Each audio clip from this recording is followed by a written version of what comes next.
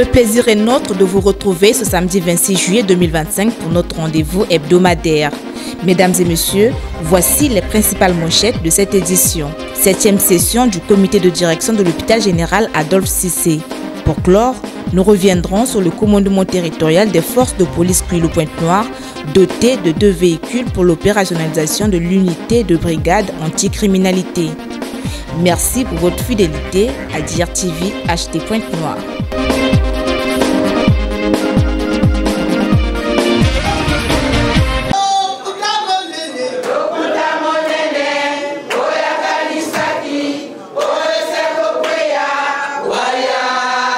Les secrétariats des comités d'arrondissement et du district de Tchamanzassi de l'Organisation des femmes du Congo, OFC en abrégé, comptant pour le département de Pointe-Noire, ont été mis en place et présentés le vendredi 25 juillet 2025 dans la salle de conférence Mariam Gwabi du Parti congolais du travail de Mvumvu.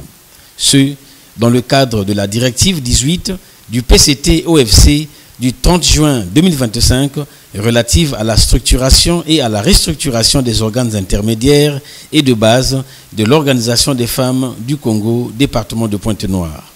En présence du président fédéral du Parti congolais du travail Pointe-Noire, Jean-François Kando, la présidente de l'OFC Pointe-Noire, Yolande Keita-Banguide, a été la première à prendre la parole.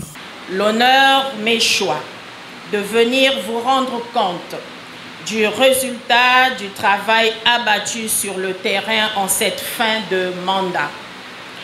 Ce résultat est le fruit du camarade membre du bureau politique, président de la Fédération de Pointe-Noire, M.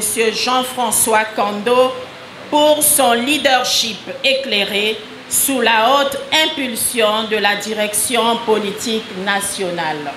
Chers camarades, ainsi, je peux vous remercier de m'avoir accordé votre attention. Les travaux peuvent commencer. Seule la lutte libère. Je vous remercie.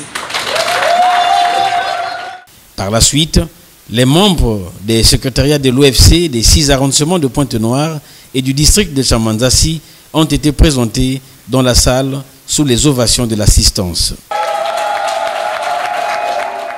Le président fédéral les a exhortés car à ses yeux, ces vaillantes dames sont des ambassadeurs du parti.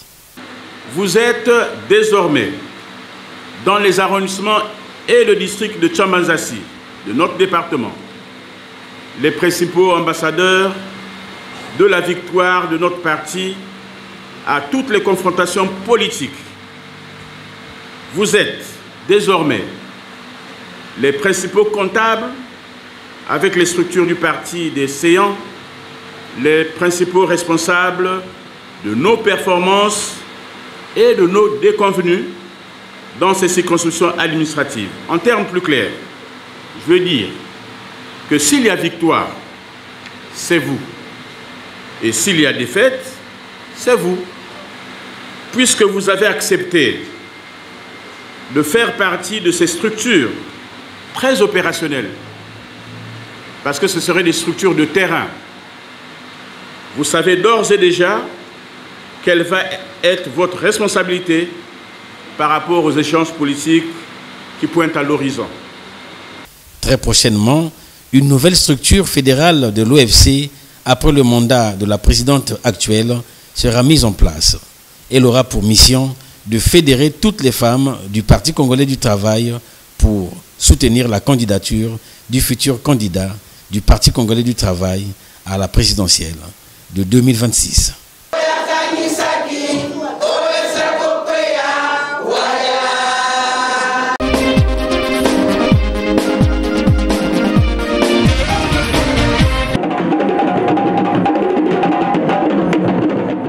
Tel un tisserand qui tisse sa toile avec détermination, United Bank for Africa, UBA, poursuit progressivement son déploiement sur le territoire congolais avec l'inauguration ce vendredi 25 juillet 2025 de sa nouvelle agence de Tietie à Pointe-Noire sur l'avenue de l'Indépendance à Ressocaf.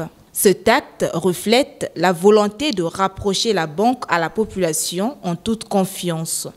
Cet événement ne marque pas seulement l'ouverture d'un nouveau point de service. Il reflète notre volonté de rapprocher la banque du quotidien de nos clients d'accompagner l'essor économique des Congolais et de faire de la finance un levier de développement pour tous. Depuis ses débuts, UBA Congo s'est donné pour mission de connecter l'Afrique au monde. Notre présence ici à Tétié témoigne de cette ambition qui est de faire de la banque un espace ouvert, un espace accessible, moderne et inclusif au service des particuliers, au service des jeunes, au service des familles, au service des PME et également au service des grandes entreprises. L'agence que nous inaugurons aujourd'hui a été pensée pour offrir une expérience cliente rapide, fluide, sécurisée, mais surtout humaine. Elle sera animée par une équipe compétente et engagée que je tiens à féliciter pour le professionnalisme et son implication dans le projet. Une grande initiative bien accueillie par l'administrateur maire de cet arrondissement. Tétié est un arrondissement dynamique où s'effectuent plusieurs opérations économiques dans leur diversité. C'est pourquoi nous accueillons cette implantation avec enthousiasme. Le choix de UBA de s'installer ici témoigne bon vivre qui s'y trouve caractérisé par un climat de paix et de stabilité. S'en est suivi le moment tant attendu, celui de la coupure du ruban symbolique, donnant accès à la visite guidée de l'édifice. À l'endroit des clients, quoi de plus exaltant que d'ouvrir une nouvelle agence qui permet justement de répondre à la bonne procédure pour recevoir les clients, pour les écouter et pour pouvoir trouver des solutions et régler leurs problèmes bancaires. La banque UBA aujourd'hui est résolument tournée vers la population, vers les clients, va vers les clients et c'est dans cette optique-là que cette agence a été ouverte ici à Tétié. L'agence UBA Tétié est un R+1 composé de 4 caisses au rez-de-chaussée et un open space constitué de 3 bureaux pour le service client et à l'étage, une salle de réunion, un open space et 2 bureaux. UBA compte 7 agences à Brazzaville et 4 à Pointe-Noire.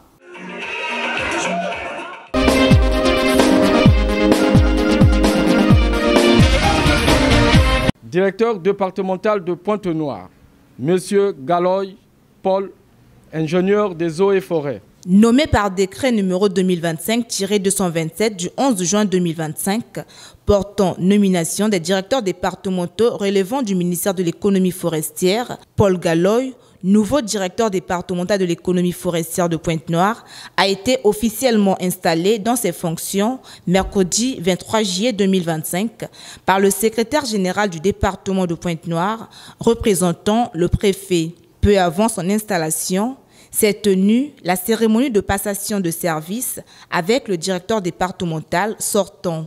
Après la lecture du décret de nomination, le directeur départemental sortant a procédé à la présentation de la direction départementale de l'économie forestière, développant les 5 services et les 3 brigades de cette direction. La signature des registres a précédé la séance d'installation du nouveau directeur départemental de l'économie forestière de Pointe-Noire. Monsieur Paul Galoy, en vertu des pouvoirs qui me sont délégués par monsieur le préfet du département de Pointe-Noire, vous installe dans vos fonctions de directeur départemental. Veuillez prendre place. Une fois les symboles de commandement remis au directeur départemental entrant, le secrétaire général du département pouvait ainsi l'exhorter. Vous arrivez dans le département de Pointe-Noire où il y a une kyrielle de direction départementale et donc plusieurs directeurs départementaux. Ce sont vos collègues. Vous êtes au même niveau hiérarchique et vous devez collaborer avec eux pour faire rayonner l'administration publique dans le département de Pointe-Noire. De jour comme de nuit. En tout cas, dans l'exercice de vos fonctions, vous pouvez compter sur le soutien indéfectible de monsieur le préfet et du secrétaire général du département que je suis, que vous devez consulter à tout moment avant de prendre toute décision administrative. Le directeur départemental installé prenant la parole pour son mot de circonstance. J'ai l'honneur et le plaisir d'exprimer toute ma gratitude et présenter très sincèrement mes remerciements à M. Anatole Kolene Makosso, Premier ministre, chef du gouvernement, ainsi qu'à Mme Rosalie Matondo, ministre de l'économie forestière, pour leur confiance exprimée envers ma modeste personne en me responsabilisant à la tête de la direction départementale de l'économie forestière de Pointe-Noire. Pour ma tutelle, je réitère qu'elle ne sera pas déçue de mes prestations en qualité de première personnalité de la dite direction. Je mettrai à profit toutes mes aptitudes professionnelles au service du département et de la nation. Concernant mon prédécesseur, en la personne de M. Célestin Boussingé, pour ceux qui ont travaillé sous sa responsabilité et continueront à le faire, pour le connaissent mieux dans le cadre professionnel, je pense qu'il nous a laissé un bon héritage et des dossiers fiables à finaliser. Le directeur départemental sortant a bénéficié d'une promotion car il a été nommé directeur général de l'économie forestière.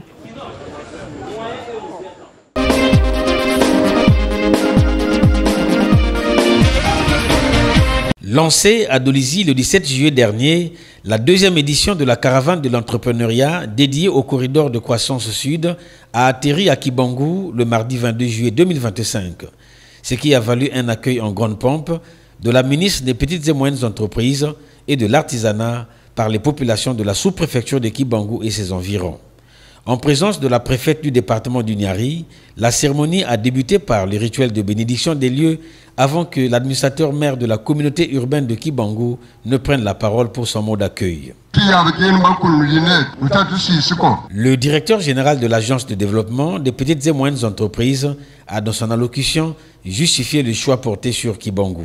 Pourquoi Kibangu?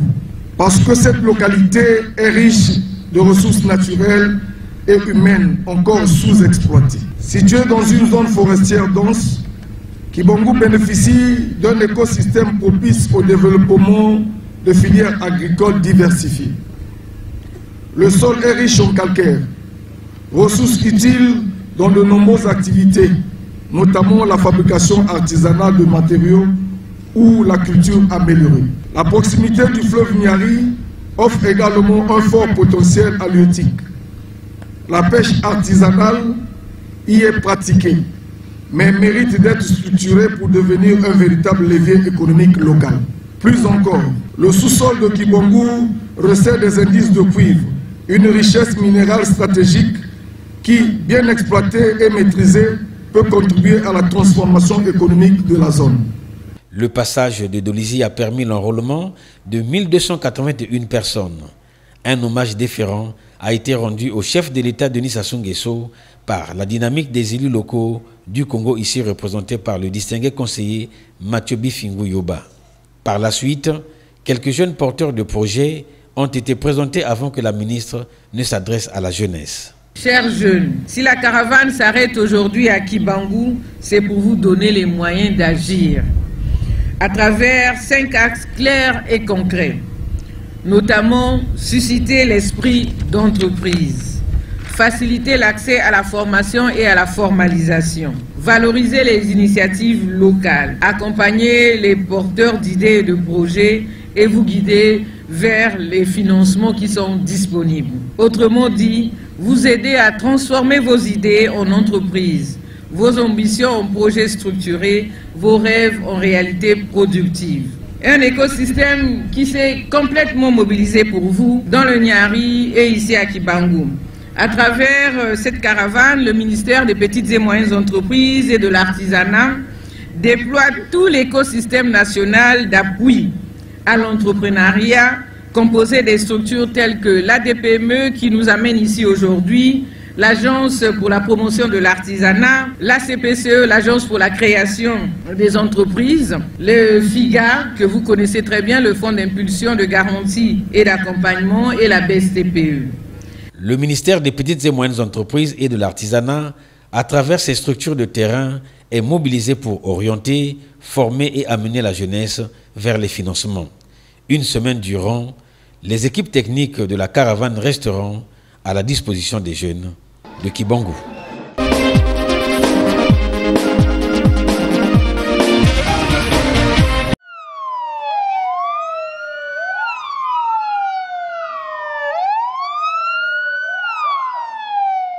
Le commandement territorial des forces de police au Kouilou-Pointe-Noire a reçu une dotation de 2 véhicules 4x4 d'un particulier ayant requis l'anonymat. En mission de travail à Pointe-Noire, le général de police de première classe, Jean-Pierre Okiba, commandant en second des forces de police, a réceptionné les contacts de ces véhicules destinés à la brigade anticriminalité, BAC en abrégé, pour les remettre acquis de droit. Et c'est le commandant territorial des forces de police Kouilou-Pointe-Noire qui les a transmis à l'unité de police bénéficiaire. La brigade anticriminalité se verra sous peu renforcer ses capacités opérationnelles pour son bon fonctionnement. L'officier général Jean-Pierre Okiba, accompagné du colonel-major Didas Delphin Yobi, s'est rassuré du bon fonctionnement de ces 2 véhicules visiblement neufs. Bien avant, avec les membres du commandement territorial, le général Jean-Pierre Okiba a eu un entretien sur l'objet de sa mission. Profitant de son séjour de travail à Pointe-Noire, le général commandant en second des forces de police a visité quelques chantiers relevant du commandement territorial des forces de police Kouilou-Pointe-Noire. Au nombre de ces chantiers, les sièges des commissariats de Tietie, Mvumvu, Lumumba et enfin le commandement territorial des forces de police déjà cités. Des chantiers qui arrivent à point nommé pour moderniser le cadre de travail de ces personnels de sécurité et de l'ordre public. Ouais, la mission a pour objet d'abord la remise officielle de 2 véhicules d'intervention au commandement territorial des forces de police, dont d'un opérateur économique de la place qui a souhaité garder l'anonymat. Ces 2 véhicules viennent renforcer le parc automobile de la police. Et c'est des véhicules d'utilité d'intervention. Donc nous sommes persuadés que le commandant des forces de police de Kouilou-Pointe-Noire utilisera à bon escient. Et ensuite, nous avons procédé aux visites des chantiers, au moins 5 chantiers que nous avons visités. Les besoins sont nombreux, mais le commandement des forces de police s'est engagé à travailler dans l'amélioration des conditions de travail des personnels. Les difficultés sont énormes, mais la volonté y est. Pour la cohésion de l'ensemble, l'officier général a partagé un repas avec les forces de sécurité intérieure.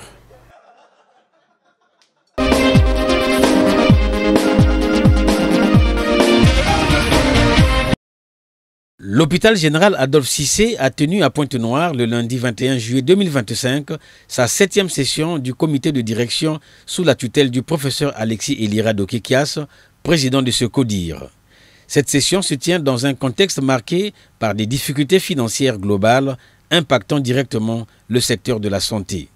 Le président de la séance, ouvrant les travaux, a appelé à la vigilance, la sincérité pour répondre aux attentes des populations. En cette période de difficultés financières globales et un impact direct sur le secteur santé, nous devons à cette occasion être vigilants, sincères et bons gestionnaires afin de répondre à l'attente des populations résidant ou séjournant à Pointe-Noire et sollicitant nos soins.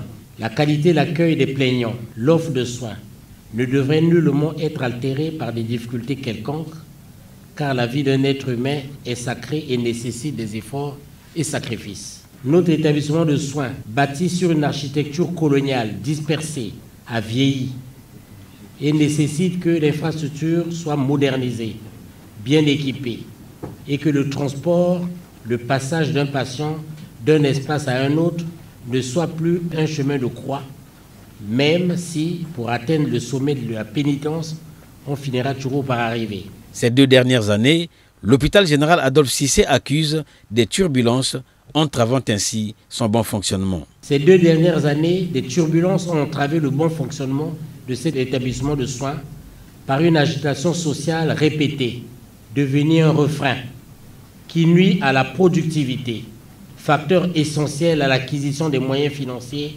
permettant des rémunérations et d'entretenir, de soigner dignement.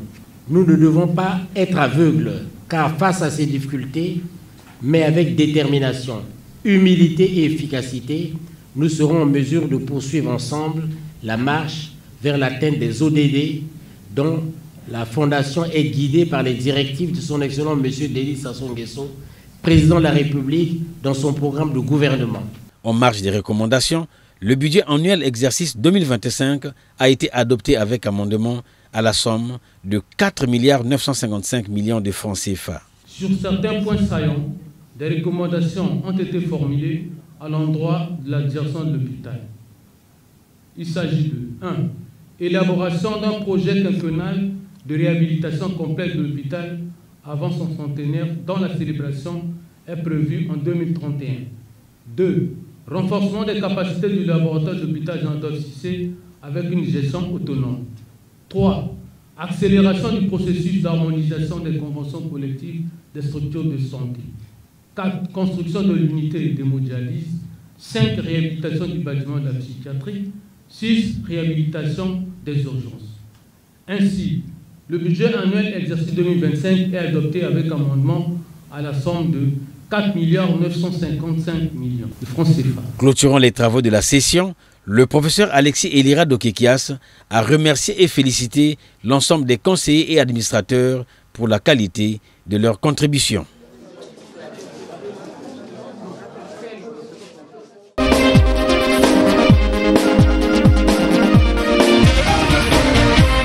Lancée en 2024, la deuxième expérience du projet Mambac a donné ses fruits dans la 3e circonscription électorale de Lumumba à Pointe-Noire.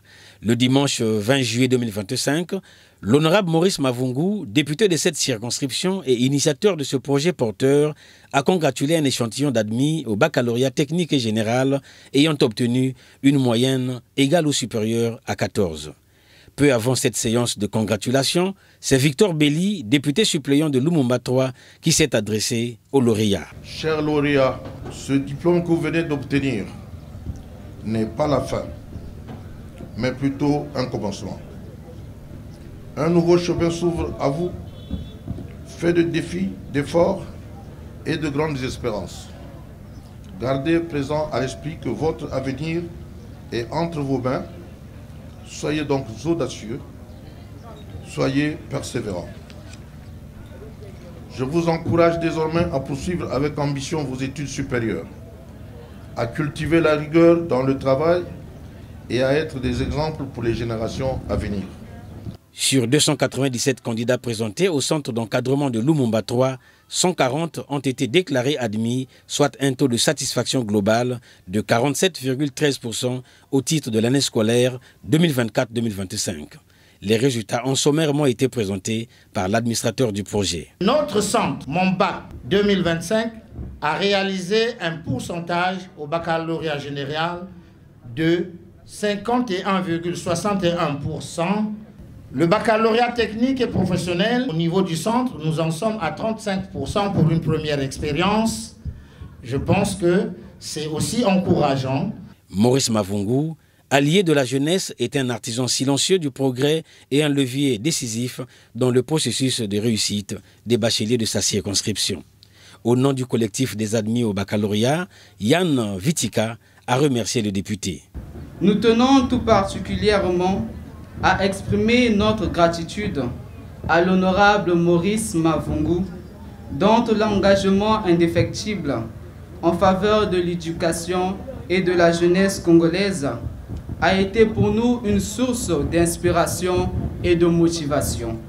Pour l'honorable Maurice Mavungu, c'est simplement un moyen d'accompagner la politique publique du chef de l'État. Nous voulons simplement accompagner la politique publique que son Excellence, Monsieur le Président de la République, met en œuvre dans notre pays, dans le domaine de l'éducation et singulièrement dans le cadre du renforcement des capacités des ressources humaines dans notre pays.